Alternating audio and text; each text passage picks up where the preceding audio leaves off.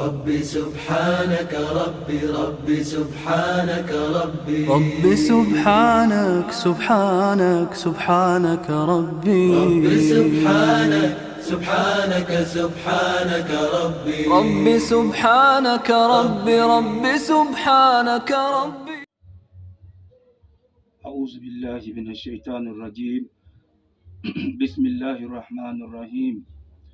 الحمد لله رب العالمين الرحمن الرحيم مالك يوم الدين. إياك نعبد وإياك نستعين. اهدنا الصراط المستقيم صراط الذين أنعمت عليهم غير المغضوب عليهم ولا الضالين آمين. اللهم صل على محمد وعلى آل محمد كما صليت على إبراهيم وعلى آل إبراهيم وبارك على محمد وعلى آل محمد كما باركت على إبراهيم وعلى آل إبراهيم في العالمين إنك حميد مجيد. ربي اشرح لي صدري ويسر لي أمري واحلل عقدة من لساني يفقهوا قولي. سبحانك لا علم لنا إلا ما علمتنا إنك أنت العليم الحكيم. Louange à Allah, le Seigneur des mondes. Bénédiction et salut sur la plus excellente des créatures, Muhammad sallallahu alayhi wa sallam, ainsi que sa sainte famille et ses fidèles compagnons jusqu'au jour de la rétribution. Chers frères et sœurs en islam, je vous adresse la salutation fraternelle, la meilleure salutation qui a existé au monde, celle des habitants du paradis. Ala wahiya, assalamu alaikum wa rahmatullahi wa barakatuh. Avant tout, nous rendons grâce à Allah subhanahu wa ta'ala qui nous permet de faire cette vidéo. Nous le louons et nous le remercions pour tous les bienfaits dont il nous a accordés. Alhamdulillah, le thème que nous allons aborder, Inch'Allah, est la gravité que représente la négligence des prières obligatoires. Alhamdulillah, qu'Allah nous accorde la bonne compréhension. Et nous avons choisi ce thème parce que de nos jours, vous trouverez des personnes dites musulmanes qui négligent la prière, qui n'accomplissent pas la prière aux heures prescrites par Allah subhanahu wa ta'ala. Et tout en ignorant également les conséquences de cette négligence. Raison pour laquelle nous avons choisi ce thème, afin qu'Allah subhanahu wa ta'ala débarrasse nos adorations de toute imperfection. Et à ce sujet, le Très-Haut nous dit dans Surat Zariyat, وَمَا خَلَقْتُ الْجِنَّ وَالْإِنسَ إِلَّا لِيَعْبُدُونَ. Je n'ai créé les djinns et les hommes que pour qu'ils m'adorent. Dans ce verset, chers frères et sœurs, Allah subhanahu wa ta'ala nous fait savoir la raison fondamentale pour laquelle il nous a créés. C'est son adoration. Le but principal pour lequel Allah subhanahu wa ta'ala nous a créés, c'est son adoration. Et la base de cette adoration, chers frères et sœurs, c'est la prière. La prière est la plus importante des adorations. Elle est le plus important pilier de l'islam après l'attestation de foi qui est la ilaha illallah Muhammad Rasulullah sallallahu alayhi wa sallam.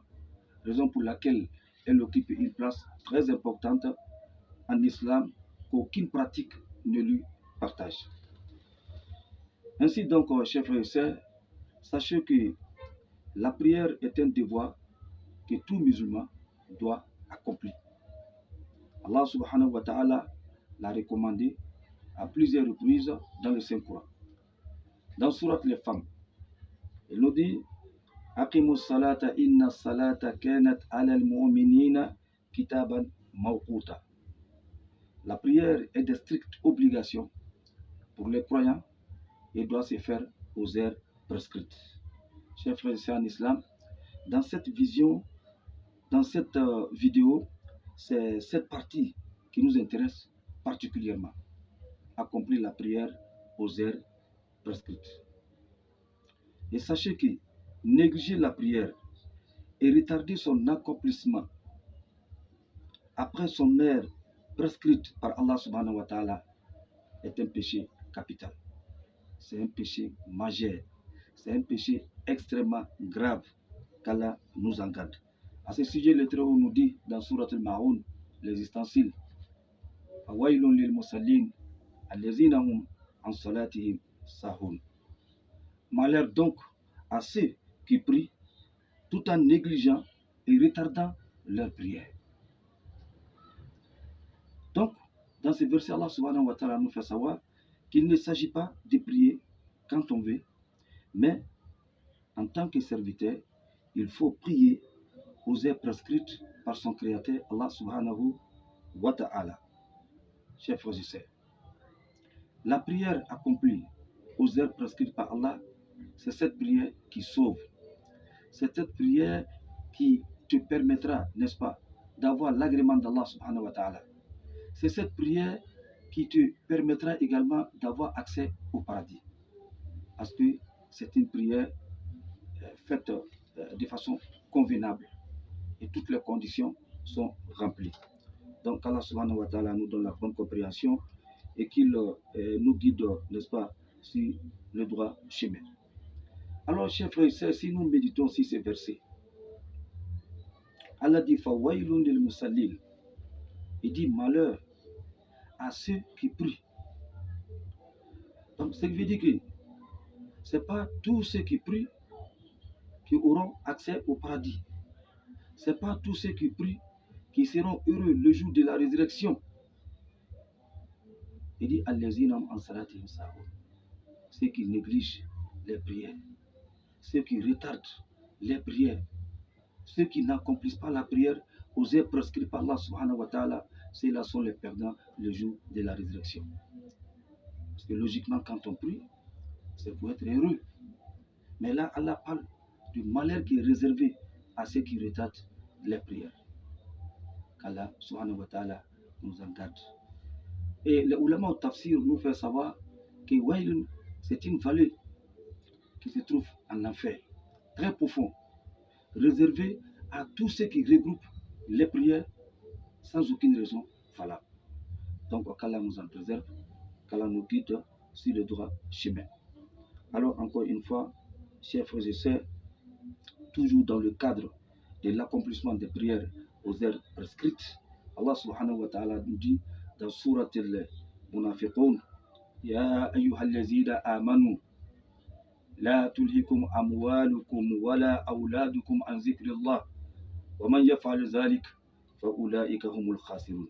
Oh les croyants, que le souci de vos richesses et de vos enfants ne vous distrait pas du souvenir d'Allah subhanahu wa ta'ala.